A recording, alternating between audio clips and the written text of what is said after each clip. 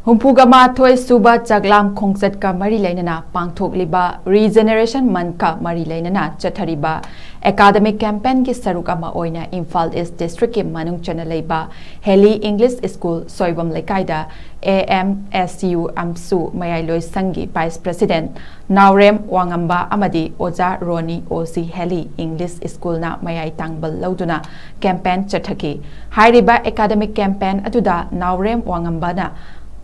Mikha ponba mipal tangba kunai amagi punsi mahingda ngasi phawba yellow purupcha singna lenduna lagli masidagi matau karamna aikoina kanjagani amasung matau karamna mayo yagani haibasigi matangda mahiroi singda wakhal lausing pibagi yamnamak tangai fadaba haibadu oire ngasi su lengak chukli pairiba miyambu luchingliba makoina lamdam asibu Kang Khong Chaihanaba Tugainaba Honarakpa Matamda Thongna Leina Thengnaba Mayo Yaba Ngamdaba Haibasi Aikoigi Leivak Kunai Asigi Kwaidagi Laivak Thiningaini Ngasi Phawba Yelho Purup Sing Asibu Kanjanaba Logi Thongda Protection Pinaba Maning Tamna Warepa Ngamnanaba Ngamdaba Asina Tungi Mirolgi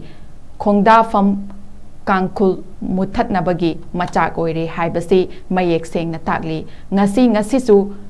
Mirei Pak Mitop Cha Hana Khandok Laba Matung Census Tausi Haiduna Miamna Lauri Adubu Kwaidagi Laibak Tibadi Miamgi Kholau Pugadawriba Makoina Ngasi Makoigi Oiba Chapchaba Stain Ama Lauzadaba Ngamzadaba Asi Kwaidagi Nungsa Thiningai ni Haina campaign gi SARUK ama OINA Phongdoki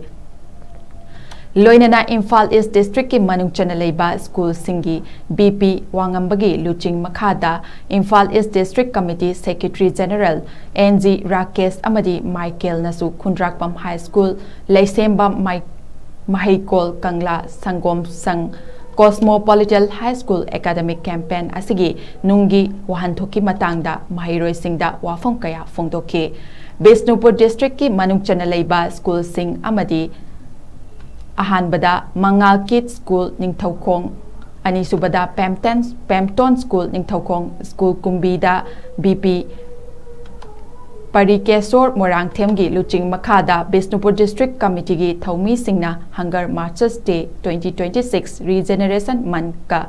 Mari Leinana Wafong Kaya Phongdoki Leinana campaign asigi makha chatharakpa oina IMPHAL West District ki MANUNG chana LEIBA Blossom School Comprehensive School Brilliant School Hairiba Mahiroi Singh Mahiloi Sang Singh Asida Salam Changkhonba Secretary General AMSU Headquarter Luching Makhada IMPHAL West District Committee ga Leinana academic campaign Pangthokhi Kaching District ki MANUNG chana LEIBA School Singh Wabogai Higher Secondary School Kaching Public School Lamjing Lamtak Mahikol Kairak Sanatombi High School Hairiba School Singh Asidasu Organization Secretary Huidrom Punsibana Luchingduna academic campaign Makatana Pangthokhi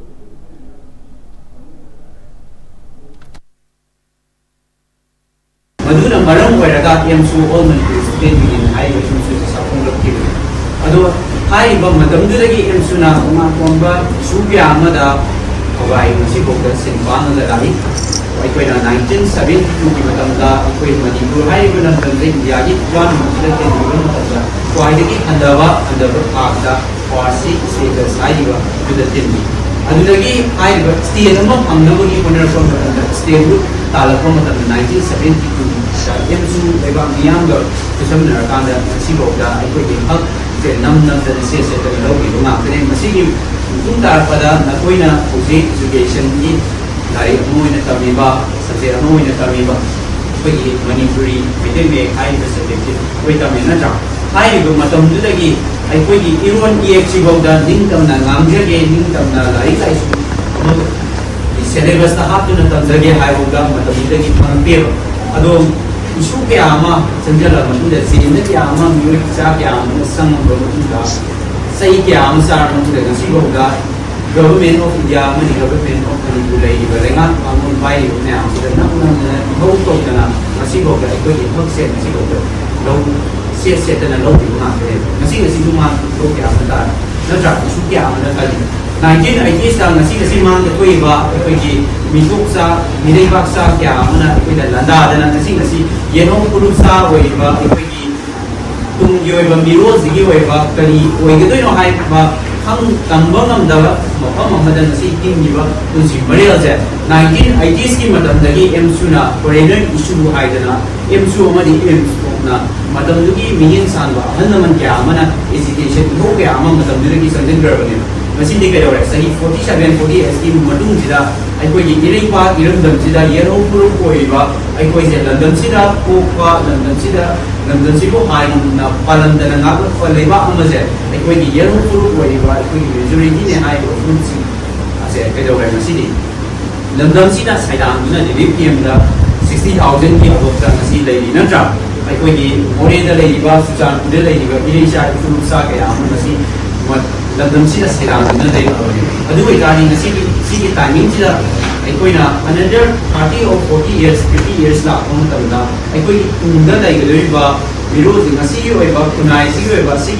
train sida sum makha ta na sadar pata ra ge unda la ge ba ai koi jo matam ma ki thogang lo gani na ga ya ngang ga ni unda la ge ba using ka do je na koi sina matam si ki tung yuri mo ra ka na tung le ba kunai na koi na